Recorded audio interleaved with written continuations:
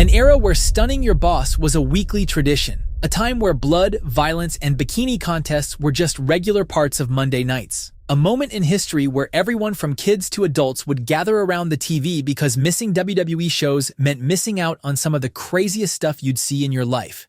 The Attitude Era was WWE at its absolute peak. From a stacked roster featuring Stone Cold Steve Austin, The Rock, The Undertaker, Kane, Triple H, Mick Foley, The Hardyz, Lita, Trish Stratus, Kurt Angle, and Chris Jericho, to stories and moments that had you on the edge of your seat every single week. Wrestlers were flipping off the crowd, cursing on live TV, and doing things that would get them fired today. It's a time in wrestling history that will never be replicated, never be topped, and honestly, probably never be allowed to happen again. This was when WWE said screw it to being family-friendly and decided to push every boundary they could find. So what exactly made the Attitude Era this perfect storm of entertainment? What was that special ingredient that's missing in today's WWE? How did a wrestling company manage to become the hottest thing on television and make wrestlers into legit mainstream celebrities? Let's take a trip down memory lane and figure out what made the Attitude Era so special. The Attitude Era was born out of desperation. WWE was getting their ass kicked every Monday night by WCW Nitro, who had stolen all their top stars and were putting on this cool, rebellious show with the NWO led by Hulk Hogan. Vince McMahon realized his cartoon superhero product wasn't cutting it anymore. People wanted something edgier, something that felt real. So WWE said screw it and went full chaos mode. They stopped trying to be the good guys and embraced being the rebels. Instead of colorful characters teaching kids about prayers and vitamins, they gave us anti-heroes who drank beer, flipped people off, and said whatever the hell they wanted. The whole WWF Attitude campaign was basically WWE admitting they were going to be the bad influence your parents warned you about. While WCW was focused on aging superstars like Flair and Hogan, WWE was creating these raw, unfiltered characters that pushed the envelope every single week. You had names like Steve Austin, who rebelled against the corporate authority. You had The Rock electrifying a whole generation. The Undertaker and Kane terrorizing the entire roster with their supernatural antics. DX being the rule-breaking cult of degenerates that made parents hide the remote. Kurt Angle transforming from an Olympic hero into a menace to society. Chris Jericho being the epitome of cool.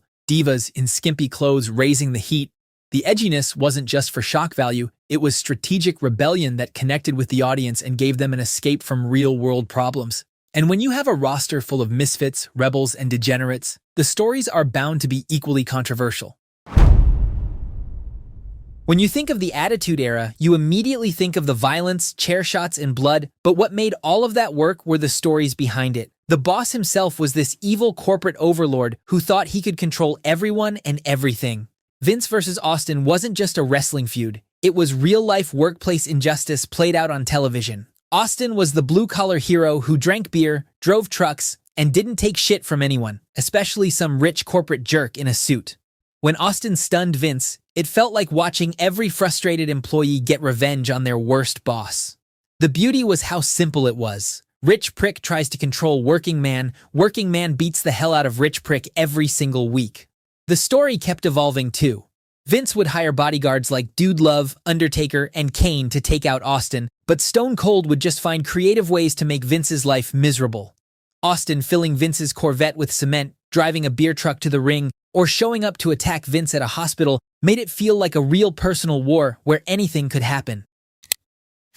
Rock versus Austin was this perfect clash of personalities that felt like watching two alpha males figure out who was really the top dog. The Rock was this cocky, charismatic corporate superstar who thought he was Hollywood royalty, while Austin was the no-nonsense ass-kicker who thought Rock was all flash and no substance. We also had the whole situation where Rikishi ran over Austin, Kurt Angle trying to seduce Triple H's wife, while The Undertaker tried to crucify Triple H's wife. Kane and Undertaker brought this supernatural family drama that somehow worked perfectly in the Attitude Era's chaos.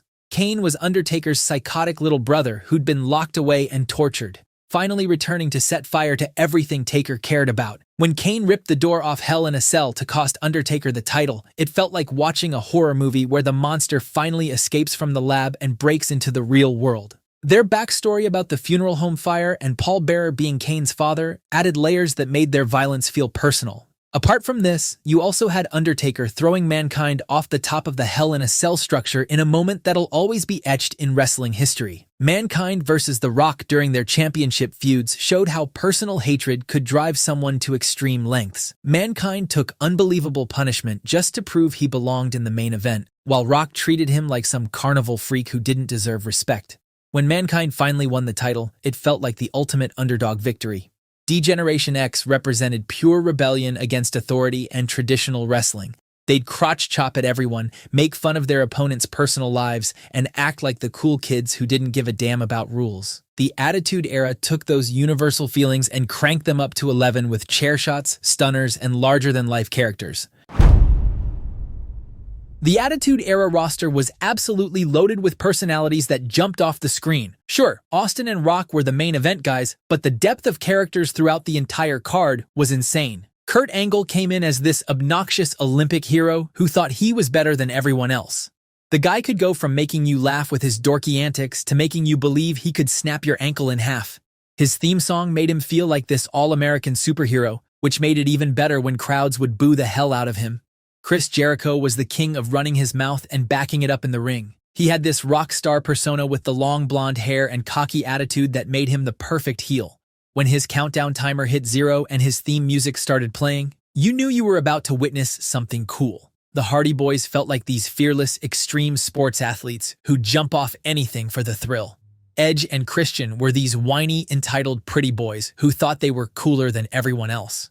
The Dudley Boys were straight-up bullies from ECW who'd put anyone through a table just because they felt like it. Each team had their own identity and fan base. Even the lower card guys had character work that made them memorable.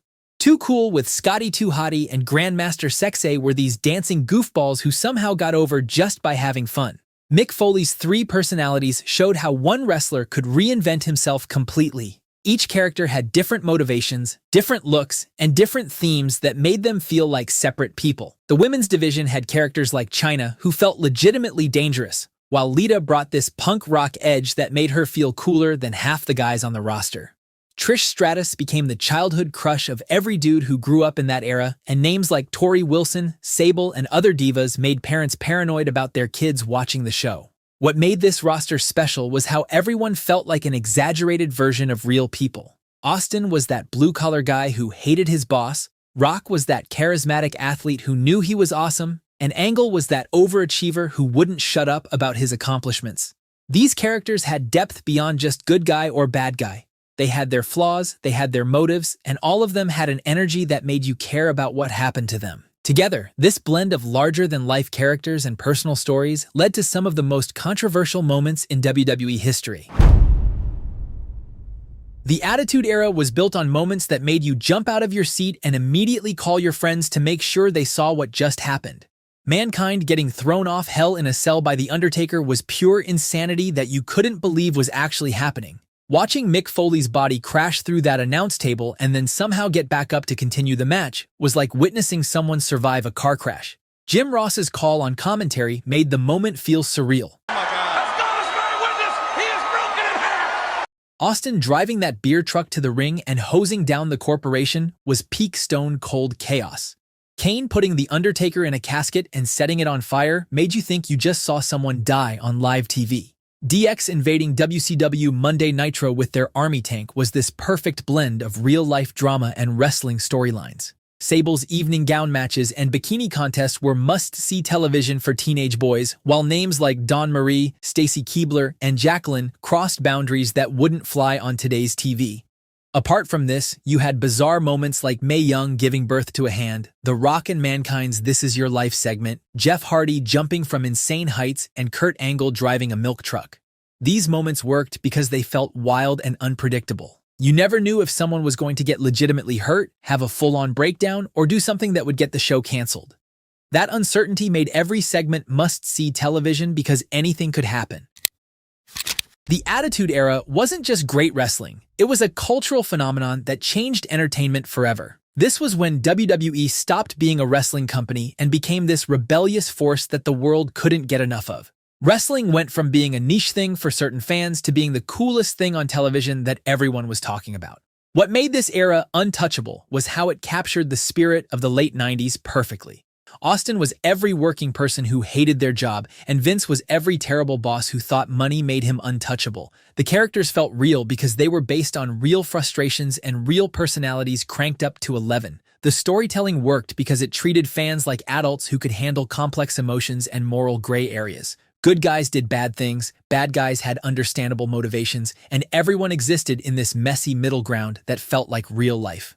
Most importantly, the Attitude Era respected its audience's intelligence. Stories built over months, payoffs actually paid off, and when someone got their revenge, it meant something. You didn't have wrestlers breaking character on social media or creative teams changing directions every week because of some outrage from marks on Twitter. Today's WWE is technically better. The wrestling is cleaner, the production values are higher, and they're way more inclusive. But it's missing that raw, unfiltered energy that made the Attitude Era special. The Attitude Era happened at the perfect time when WWE needed to rebel against WCW, when society was ready for edgier entertainment, and when wrestling had just the right mix of established stars and hungry newcomers. If you lived through the Attitude Era, you know exactly why it was special. If you missed it, go back and watch some of these matches and segments. You'll understand why so many of us still think this was when wrestling was at its absolute peak. The Attitude Era didn't just entertain fans, it set a benchmark for entertainment that most shows can't match today.